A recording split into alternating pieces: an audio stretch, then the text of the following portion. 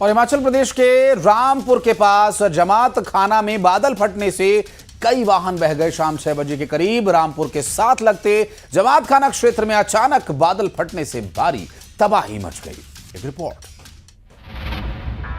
नाले से एकदम से अचानक पानी बहने लगा, निकल के जबरदस्त रफ्तार में जो है साथ में गाड़ियां भी 4-5 बहा ले गई।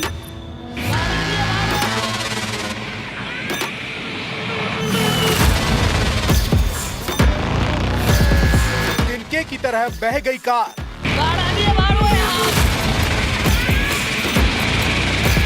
सड़क पर बहने लगी नदी। मलबे में दफन हुई कई गाड़ियां। लोगों के घरों में घुसा पानी।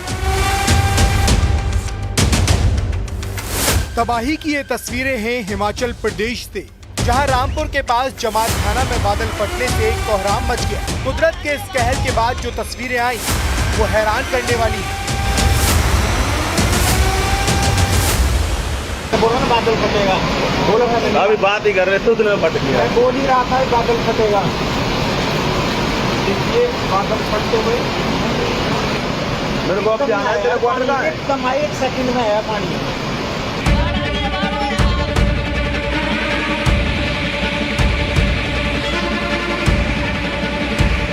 हिमाचल में बादल फटने की घटना के बाद नदी नालों में इस कदर उफान आया कि सड़क किनारे खड़ी गाड़ियां सैलाब की जद में आ गई। सामने आई तस्वीरों में कारें तिनके की तरह बहती हुई दिखाई दी। कुछ कारें बह रही थी तो कुछ बहकर किनारे अटकी हुई थी। सैलाब के प्रचंड प्रहार की एक और तस्वीर सामने आई। हिमाचल प्रदेश के रामपुर में जब बादल फटने के बाद सैलाब आया तो कई गाड़ियां इसकी जद में आ गई और जब सैलाब गुजर गया तो गाड़ियों का हाल कुछ ऐसा नजर आया।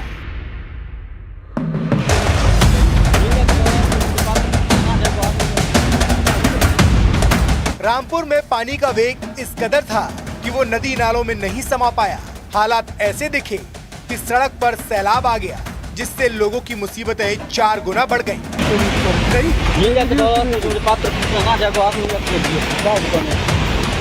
शनिवार की शाम करीब 6 बजे मूसलाधार बारिश के साथ अचानक पानी और मलबे का सैलाब आया था और इस सैलाब ने चारों तरफ तबाही ला दी।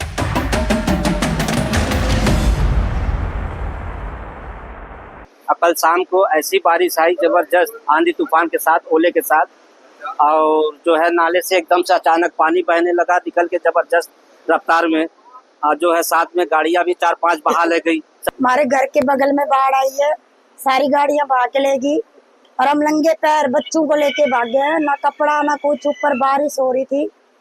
मेरा पीडब्ल्यूडी विभाग से मेरी ये निराशा है कि आपदा आती है, हम मानते हैं, उसको नहीं रोक सकते, लेकिन पीडब्ल्यूडी विभाग की वजह से ना आपदा में ज्यादा नुकसान होता है जनता को। वो क्यों? ऐसे प्रॉपर ड्रेनेज नहीं है रोडों में। और मेरे पीछे आप कलवट देख रहे हैं, ये भरा हुआ है। कल ये अगर ये कलवट खुला होता तो आम जनता को कितना नुकसान नहीं झेलना पड़ता। इसमें अभी तक जो हमारे रिपोर्ट में है कम से कम 26 गाड़ियों का नुकसान हुआ है, जिसमें 15 गाड़ियां लगभग टोटल लॉस में है और बाकी कुछ गाड़ियों को आंशिक रूप से नुकसान हुआ है।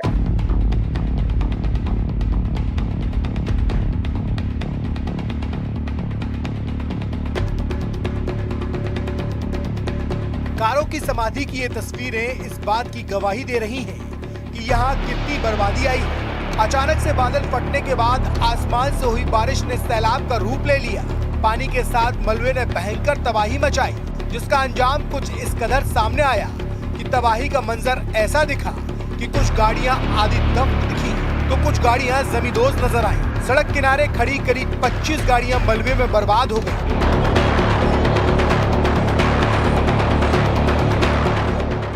रात लगभग 6:15 बजे ये मेरे विधानसभा क्षेत्र में बरोजगार थाना क्षेत्र में अचानक भारी बारिश हुई है, जिससे ओलावृष्टि भी हुई और जिससे हमारे बादाम और इसमें पलम की खेती में भी नुकसान हुआ है।